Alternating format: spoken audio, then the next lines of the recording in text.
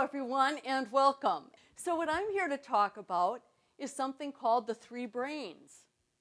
Okay, science has actually proved that we have not one brain, the one in our head, but we actually have three neurocenters of intelligence and wisdom and brilliance that when we learn how to access them, we can be far more effective and successful in whatever we do. In his brilliant book, Return on Character, Fred Keel, the Harvard researcher, proves that the leaders that incorporate integrity, responsibility, forgiveness, and compassion, and by the way, compassion is really a more encompassing word for love, the executives that do those four things lead far more successful organizations by any measure: return on investment, profitability, engagement, and diversity and inclusion and cultural competence. So the value of incorporating our head, I like to call them the three superpowers. The superpower of clarity in our head brain, the superpower of connection in our heart, and the superpower of courage in our gut or our core. And when we learn, all of us have a default of one of these. And so our value here today is to learn which one is our default and then practice paying attention to the wisdom and the brilliance in the other two. Have you ever had a conversation that went something like this? This guy is the most clear thinker on the planet. He has the best functional and technical skills you can ever imagine. He is sharp as a tack. It's just when it comes to the interpersonal stuff, he could use a little work on connecting with people. And you know, there's times when he needs the courage to have the difficult conversations or executive presence. Anyone know someone like that? Yeah. So I would venture to say that that person's default superpower, because we all have one, is the neocortex, the clarity superpower in their head brain. And the neocortex is about logic and language and information processing and navigating the world. And the human mind is the most incredible thing on the planet from the standpoint of how much it can do. Of course, it's taken us to the moon, the internet, the bottom of the ocean, wherever you want to go. The human brain is just incredible. It might be interesting to know that we actually use and learn interpersonal skills in a different part of our head brain. We actually learn how to interact with people in our limbic brain. And our limbic part of our brain only uses and learns through experience. So things like, I want to think clearly. Let's think this through. Let's figure this out. Sayings like that have to do with the neocortex part of our brain. Sayings like, do as I say, not as I do, or actions speak louder than words, those refer to the fact that what counts is what we do, especially when it comes to learning interpersonal skills and diversity and inclusion experiences, because we only learn by experiencing them. Okay? If we're trying to teach people it by book learning, we're literally using the wrong tool for the job. That's very powerful. So many of us have, as our default superpower, especially in business, the clarity superpower. And imagine, you know, all three of our brains have some electromagnetic force that emanates from them. So think about your head brain for a minute and think about doubling the electromagnetic force of your head brain. Now multiply it by 10. Now multiply it by 100. Now multiply it by 1,000. Now multiply it by 5,000. The human heart has 5,000 times the electromagnetic force and 60 times the amplitude of our head brain. And it seeks out and learns and remembers things that intuitively matter to us in our work and our life. And our brain connects to our heart connects to our head brain and sends more information up to our brain than our brain sends to our heart. And I call it the connection superpower because that's about our emotions. And more than just self-awareness and self-management of emotions, I'm here to talk about embrace the brilliance and the wisdom of the emotions that we have and learn how to use the gifts that they bring us. Did you know that anger, for example, is about boundaries? Think about the last time you were angry or you made someone else angry. It was about someone hitting on something that was important to you. And the message of anger, when we can hear it in our heart and pay attention to it, is what is it here that needs to be protected? And what is it here that needs supported and reinforced? And so anger, in its purest, most beautiful form, is simply a message to protect something that's important to us. A call for self-respect. A vulnerability. Someone talked about Brené Brown, right? And her beautiful work in vulnerability. Vulnerability feels like fear. But the difference between vulnerability and fear is a physical danger that we want to escape or defend. Vulnerability is about something is being revealed. Something precious to us is being revealed or being shown. And the question to ask when we're vulnerable is, what happens if I choose to accept what this is revealing about me and what's happening here? So when we talk about giving difficult feedback or managing conflict, that's about someone is being vulnerable because we're telling them they're different than what they think they are. We're telling them to be different than they want to be or they see themselves. So they're vulnerable, and that's why it can get emotional.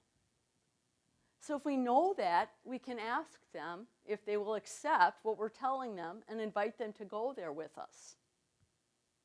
And the feedback discussion can be a positive one.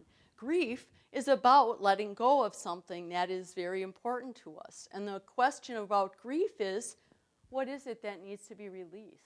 And what is it that needs to be reinforced and supported? And there is no timetable on it. If we can just answer those two questions, we're much better off.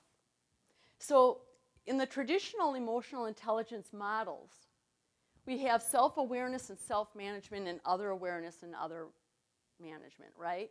What I'm here to say is embrace the wisdom and intelligence in your clarity brain and clarity superpower and your connection superpower, which is your heart.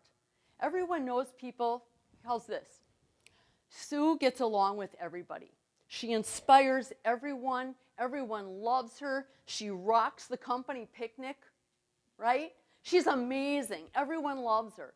It might be helpful if she could give more clear strategic direction to her team, or maybe get more done because she's busy connecting. That superpower is her connection, right? So that's hers. And then there's the guy, Joe, gets everything done. He is out there making things happen. He drives accountability. He has a bias for action that you wouldn't believe. The problem is Joe needs to think about all the things that are going to be affected when he charges off and does this. And then he needs to figure out how people are going to feel about it before he leaves all the bodies in its wake. Right? Joe's superpower is courage. That's mine, by the way. Okay, that's the one about action. He's got guts. I feel it in my gut instinct. If you think about sometime when you had a surge in your gut about something, it probably had to do with something you or someone else was going to do. And it either felt good or didn't feel good. And there's people that, and you know the saying, ready, aim, fire? Ready, aim, fire. Well, my default brain, I'll tell you right now, is gut. So I'm fire, aim, ready. And many people are. I'm going to do a talk at the HR conference. Oh, crap, what does it need to be about? I'm nervous now. That's kind of how it goes for me. So we all have one of these superpowers that is our default. And what I'm here to invite you to do is, first of all, own your superpower. Well, let me back up.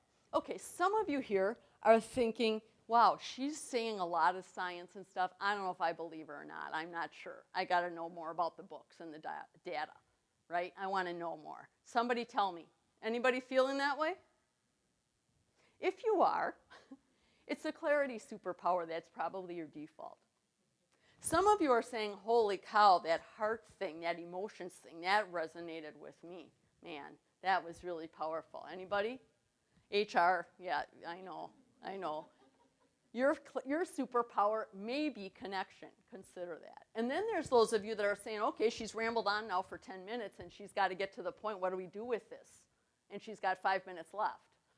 Okay, your superpower is probably 4 minutes left. Okay, your clarity synapse. Thanks a lot. No pressure or anything. Happy hour and all. All right. So your superpower is your core. So here's what I'll invite you to do. So what I love about this model, and by the way, I learned about this from my horse. I taught leadership development around the world for 20 years. And I got a horse, and the horse ran away from me. My horse's name is Echo. Very profound name. Prolific. And he ran away from me, and I had to learn how to connect with him. And I did the research around how that works, and this is what I found. So that's where I bring this to you from, is a place where embrace whatever your superpower is. But I invite you to use the other two superpowers that you already have. Just all you have to do is, number one, know which one you're in, and then literally invite the other two to the table. So okay, Cindy, charge off and do this. You know, maybe charge off courage should sit down for a minute and let connection and clarity talk. All right? Let's just let these two talk. And if I do that, guess what? The result will be better, right? No matter what I do. Leaders that's back to Fred Keel, leaders that integrate all three of those brains are far more effective at inspiring, at driving accountability, and at making decisions, because somehow they've naturally figured out how to integrate all three of those brains. And now here you are, you have their secret. Okay, own all three of those brains that you have. And here's how you take this back, for those of you that want to know what, the courage guys that want to know what to do with this. Number one, own it. Number two, practice intentionally paying attention to the other two and asking them.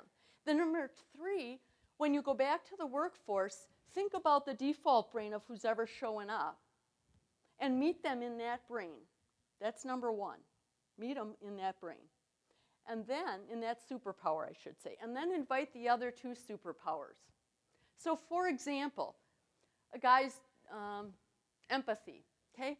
God, this guy is late. He's always been late. I'm sick of him being late. He's been late 4 out of the last 5 days. God, isn't it frustrating when somebody's late that many times? Meet them where they are. Don't say I understand, but meet them where they are. That's where they are. So he's late all the time. Gosh, it's frustrating, isn't it? Would you like to talk about why that is? Some ideas about how we can take it, fix that, and then decide on a plan of action? Okay, so now you've got something, and you invited them there to use their other two brains. I'm really glad we talked this through. We talked it through. We got the logic. We've got the action plan. How do you feel about it? Check in with the default brain before he goes. Okay. So that's how it works. So I invite you, very simply, to practice using all three brains. And I hope that you learned something. I hope that you're glad you came. And I hope you found something useful. And I invite you to ignite your potential with clarity, connection, and courage.